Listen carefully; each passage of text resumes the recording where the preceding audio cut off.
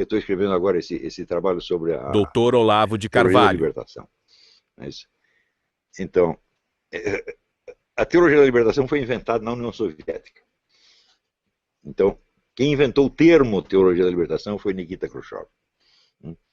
E chamou lá meia dúzia de funcionários para implantar esta religião no meio ocidental, para corroer a religião e exercer ali, botar em funcionamento ali a técnica do Antônio Gramsci. Não devemos combater a religião, mas corrompê-la por dentro para fazer dela uma caixa de ressonância das nossas propostas. Né?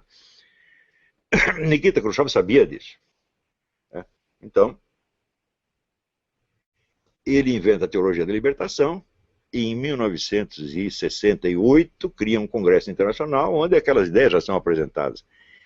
3 anos depois aparece o primeiro livro sobre teologia da libertação de autor latino-americano, que é o padre Gustavo Gutiérrez. 3 anos depois. Ele estava na conferência, ele ouviu as instruções de Nikita Khrushchev e escreveu o livro. Até hoje você vê tudo lá. Quem inventou a teologia da libertação foi o padre Gutiérrez. É claro que não. E o Leonardo Boff, então? Leonardo Boff entra nessa conversa em 1977. Quer dizer, 9 anos depois. Né? Que a fórmula já estava toda...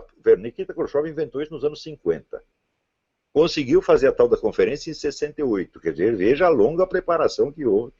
E com toda a grana que tem a KGB, você imagina quanta gente tem metido nesse processo. Daí lança a teologia da libertação em 68, daí aparece o padre Gutierrez, que se oferece gentilmente para ser o porta-voz. E, anos depois, né, a Igreja Católica resolve reagir. O que ela faz?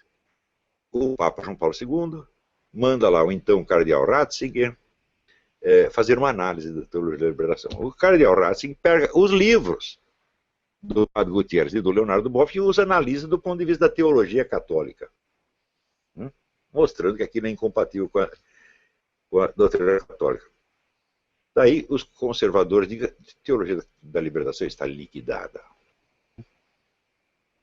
Olha, em primeiro lugar, o que o cardeal Ratzinger examinou não foi a teologia da libertação, mas foi a versão publicitária escrita por Leonardo Boff e Gutierrez. A teologia da libertação é um discurso em 2 níveis. Você tem um discurso como é que se diz, podemos dizer, descritivo, teórico, que é puramente pretextual, são os pretextos teológicos. E você tem embaixo um discurso apelativo, que é o discurso unificador da militância, onde a militância se reconhece. Esses escritos, então, a partir do momento que eles foram disseminados, eles tiveram um duplo efeito. Um efeito no Vaticano foi chamar a atenção dos teólogos para o aspecto argumentativo, para a teoria da coisa. E eles ficaram examinando isso. Enquanto estava lá o cardeal Ratzinger examinando as altas teorias, o discurso da teologia da libertação estava atuando no nível apelativo no fundo da sociedade, criando as comunidades eclesiais de base, criando o PT, etc. Tudo isso o cardeal Ratzinger não viu. Quer dizer, ele está pairando na esfera puramente acadêmica, que era o que ele sabia fazer, e fez bem feito, porque a análise que ele faz é muito bem feita, só que na hora que você demoliu a teoria da teologia da libertação, a teologia da libertação já é um movimento de massas enormemente poderoso.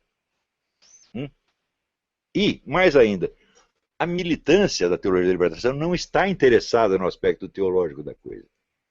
Se perguntar desses militantes, quantos leram a análise do cardeal Ratzinger? Ninguém leu. Então, eu comparo essas coisas, assim, a imagem que eu faço é o seguinte: o sujeito que começa a frequentar a sua casa, sob o pretexto de que ele quer jogar poker, ou quer jogar buraco com você, mas na verdade ele está interessado em seduzir a sua mulher. Então ele precisa ter acesso à casa. Então ele está lá, ele já está comendo a sua mulher faz meses e você está tudo contente porque você ganhou as partidas de buraco ou de poker, entendeu? Então a vitória do cardeal Ratzinger sobre a teologia da libertação foi exatamente isto. Quer dizer, enquanto ele estava ganhando lá na esfera teórica acadêmica, os caras já tinham ocupado todo o terreno político que eles queriam. Então, isso aí, aliás, é um traço permanente, vamos dizer, da cultura do Ocidente, que vem do preceito democrático, de que você deve combater as ideias e não as pessoas. Eu digo, se você vai combater as ideias e não as pessoas, você vai ganhar todas as disputas acadêmicas e perder todas as disputas políticas, porque a disputa política não é uma disputa de ideias, é uma disputa de poder por pessoas. Né? Se você venceu o argumento do cara, mas ele continua no cargo, e você continua sendo um Zé Mané, ele ganhou, pô. Você provou que ele está errado, mas ele está lá, cheio de poder e de dinheiro, dizendo, estou errado, grande porcaria. Entendeu? Então a teologia da libertação ganhou na esfera política o que ela perdeu na esfera teológica, que não interessa para nenhum dos seus militantes. Né? Então, isso aí mostra a fraqueza da reação da Igreja Católica a esta, não só a penetração de ideias comunistas, mas a penetração do Islã também. Por que que acontece isso? Porque a Igreja Católica perdeu o senso da unidade da civilização, da unidade do processo histórico, e ela está tratando as ideias como se fossem coisas separadas do mundo prático. Ela fica debatendo no mundo das ideias, meu Deus do céu. Ora, o sentido de uma ideia não é só o que está escrito, né? É aquilo que se faz na prática a partir dela. Né? Esse é o verdadeiro sentido. Então, essa coisa de que existe aqui uma doutrina ideal, mas na prática as pessoas fizeram outra coisa, né? Esta é uma ideia errada, típica do liberalismo ocidental, de que as ideias são puras e a prática as corrompe. Digo, não, a prática corrupta está dentro das ideias. Sempre que você procurar, você vai encontrar. É um negócio dramático, né? Eu sou vereador pelo PT. Eu não vou dar nem o nome do cara para não comprometer. Eu sou vereador pelo PT, partido ao qual me filiei por circunstâncias, embora eu nunca tenha sido marxista. Sou também radialista, essa profissão me ensinou muitas coisas. O que me preocupa é que eu comecei a perceber as enormes diferenças entre minhas convicções cristãs e o PT.